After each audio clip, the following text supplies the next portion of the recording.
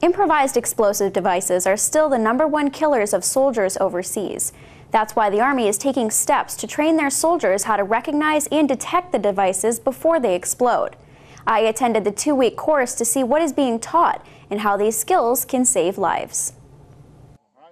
The Dismounted Counter IED Tactics Master Trainer course is a 2-week class designed to save lives by providing the knowledge and tools to help soldiers teach and implement these counter IED enablers while on patrol. It's a course that was developed in order to be able to address how that a tactical formation takes counter IED enablers and incorporates that into the tactical formation based upon the threat, the mission, and the commander's intent. The DCTMT course is for soldiers who have the experience and opportunity to bring the training they are taught back to their units to be implemented throughout the force. It's absolutely critical because IEDs continue to be the biggest killer on the battlefield.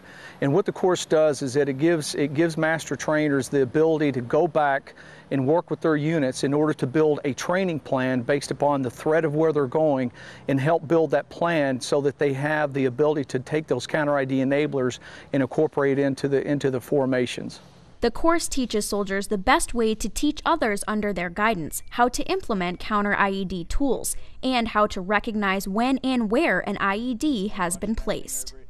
You can see the cell phone still exposed here, a little bit of green over here. You know, that means it's hasty, so they didn't really take the time to actually make it deliberate, which deliberate they would take the time to make sure everything's covered up. This course does teach how to detect IEDs, but its most important goal is to have these soldiers walk away with the ability to teach others. They learn how to set up a lane that will demonstrate how to detect an IED in the area. The Minehound doesn't really interfere with it, the gizmo will interfere with it, so you need to be a good 10 meters away from a gizmo.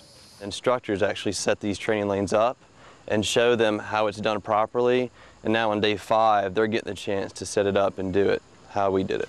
They learn how to teach soldiers how to use a metal detector, and teaching soldiers how to use their eyes may seem simple, but it's more likely to find what they're looking for. Downrange in Afghanistan, 70% of the IEDs are found with your Mark I eyeball, as a lot of people call it. And so we want the students to be able to use the handhelds properly, but at the same time learn to use their eyes to find the IEDs. This course is important because improvised explosive devices are used often and everywhere that there is war. They'll try to set something in there because we like taking the corners sharp.